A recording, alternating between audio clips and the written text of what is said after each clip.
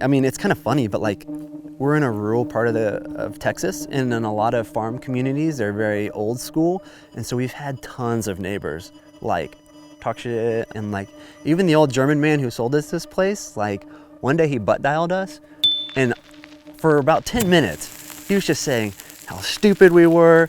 That son of a bitch thinks he's gonna raise bison out on that farm. He's gonna fuck up his pasture. He's gonna fuck up the pivot. That son of a bitch, he's an idiot. Like for 10 minutes. I mean, that's like every one of our neighbors. I'll let you talk about your body. That's off limits for me. Taylor and I were competing for an Ironman event actually. And I started having like really weird health issues. I was put on rheumatoid arthritis medication, given exploratory knee surgery, told that I needed a total knee replacement. Like nobody could figure out what was going on, so they just kept like throwing drugs and surgeries at me. And I went to a holistic health practitioner and he was like, how are you eating? And I was like, well, super clean, obviously. Like I'm like raw vegan. And so he's like, okay, so we need to like go the opposite direction and basically do a 180. And so the next day we were like, okay, we're gonna do this, we're gonna become carnivores. And so that's when we came out with the Epic Bar. Ultimately, the bisons that hit this ground are gonna be in an Epic Bar one day. Yeah, so I mean, we have just a lot of ideas here at Rome, but really it's about getting people connected to their food in a deeper and more meaningful way. And so we're trying to breed conscious carnivores. We're doing things where people can come out here and participate in chicken harvesting. So like people from the community can come slaughter a chicken, defeather it, clean it, and then eat it for dinner that night.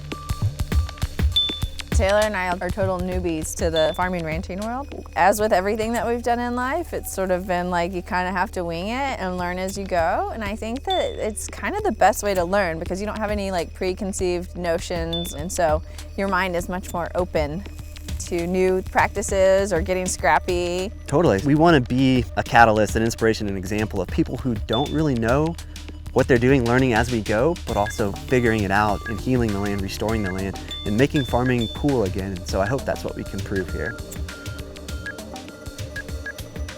I think it had been a lifelong dream of ours to do this. I think producing food is one of the most noble professions that anyone could ever do. It's just incredibly rewarding to connect with the land. Yeah, visiting all of our suppliers, we would be like, this is the life. Like selling this stuff is fun, but like this is the life. And so this was something too that was just next level authenticity and storytelling for our brand. So the intention really is to bring out customers, producers, all types of supplier, brand partners, press, bring them to Rome Ranch, get their hands dirty, they can stay for a couple days.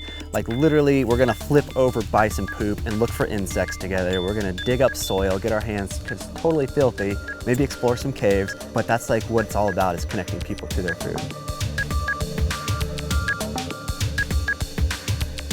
There needs to be change in agriculture because we're headed down the wrong path. It's unsustainable. So being different, standing out, kind of isolates you a little bit in the community. And so hopefully we have more and more pockets of producers that are doing it differently. And then eventually we're the majority and we can be very welcoming to the minority.